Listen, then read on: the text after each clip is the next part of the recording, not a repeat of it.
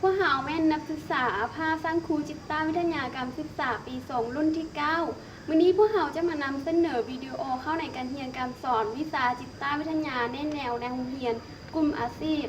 ซึ่งเรื่องที่พวกเราจะนำเสนอก็คือการประกอบอาชีพจะเป็นแนวใดนั้นเสิร์ชติดตามรับชมและพวกเราได้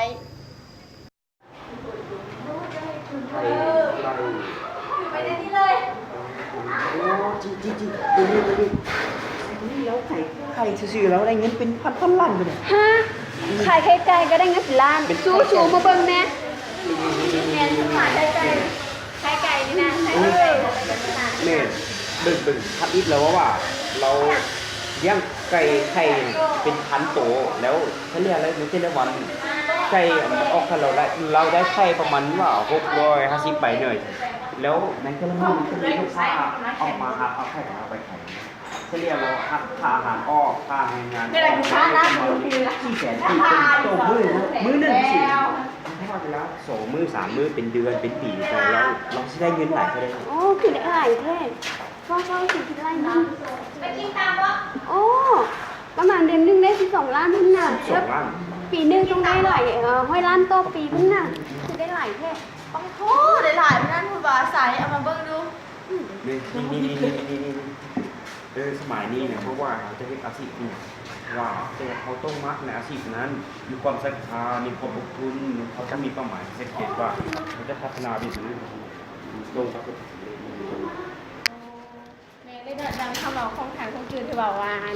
เฮาจู5เวียกที่ว่าเฮามาแล้วเฮาจะบ่รู้สึกว่าเฮาเฮ็ดเวียกน่ะจะเฮ็ดเวียกเพียงแต่มือเดียวหั่นน่ะแม่แล้วมันตรงกัน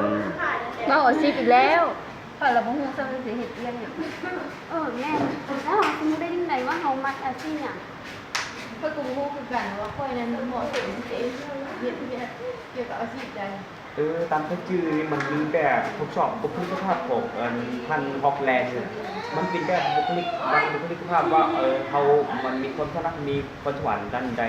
เขามีจุดเด่นด้านใดแล้วเขาจะเหมาะสมกับอาชีพแบบใดใส่ลองเอามาเบิ่งดูมินิเคยสนใจไหมเนาะสนใจไหมสนใจมินิเคยไม่ได้เอามาเอาเป็นว่ามื้ออื่นเช้าโอเคมื้ออื่นลงวัดนั่นเป็นมื้ออื่นเช้า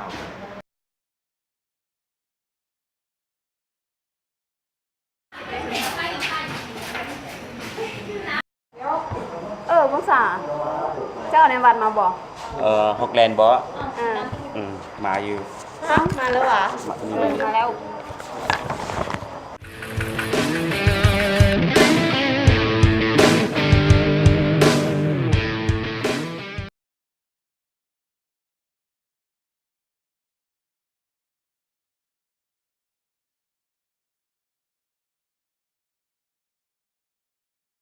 บุคลิกภาพที่ต้องใช้สติปัญญาและความคิดแบบลักษณะโดยทั่วไปมักคิดมักสังเกตมักวิเคราะห์มักแก้ปัญหามีหลักการยึดถือประเพณีหลีกเลี่ยงการเข้าสังคมและการเรียนแบบ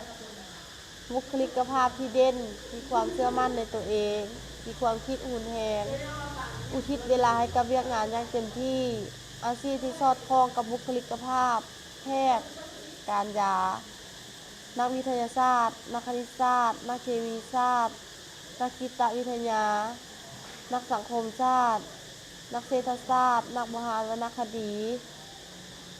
ต่อไปบุคลิกภาพแบบมีศิลปะแบบลักษณะโดยทั่วไปมักกิจกรรมเกี่ยวกับนามธรรมเป็นอิสระหักความงามมีความเป็นตัวของตัวเองสูงมักเฮ็ดตามปรารถนามีศิลปะบ่เรียนแบบมีความคิดริเริ่มหลีกเลี่ยงงานประเภทที่ใช้ระเบียบแผนการบุคลิกภาพที่เด่นมักคนคิดคนเดียวเก็บตัวอาชีพที่สอดคล้องกับบุคลิกภาพสถาปนิกจิตรกรนักหนังสือพิมพ์นักแสดงนักออกแบบประชาสัมพันธ์ต่อไปบุคลิกภาพที่มักสังคมแบบลักษณะโดยทั่วไปมักการประชาสัมพันธ์มักให้ความรู้แก่คนอื่นล่าเริงแจ่มใสหลีกเลี่ยงการใช้ความคิดทางปัญญาการเฮ็ดเวียกเกี่ยวกับเครื่องจักรหรือทางวิทยาศาสตร์มักแก้ปัญหาด้วยความรู้สึกบุคลิกภาพที่เด่น มักคบค้าสมาคมล่าเริงแจ่มใสรักษาประเพณีมีความรับผิดชอบมีอิทธิพลเหนือผู้อื่น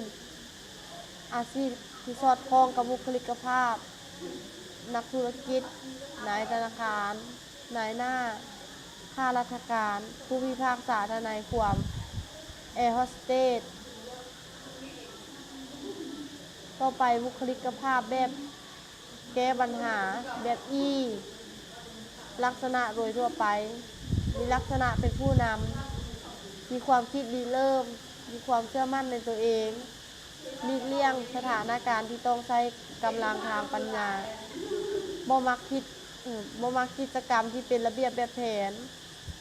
บุคลิกภาพที่เด่นกล้าคิดกล้าทำมักวางแผนมักมีอำนาจเหนือกว่าคนอื่นล่าเริงแจ่มใสสนุกสนานประพฤติตามอารมณ์อาชีพที่สอดคล้องกับบุคลิกภาพนักรัฐศาสตร์นักพัฒนาการตำรวจนักแนวแพทย์ผู้จัดการโรงแรม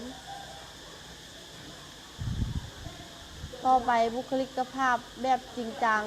แบบลักษณะโดยทั่วไปมีบุคลิกภาพแบบนี้มักจะสร้างกิจกรรมที่ต้องใช้พละกำลังมักเฮ็ดเวียกกลางแจ้งมักกิจกรรมที่บ่สลับซับซ้อนบ่มักการพัวพันกับสังคม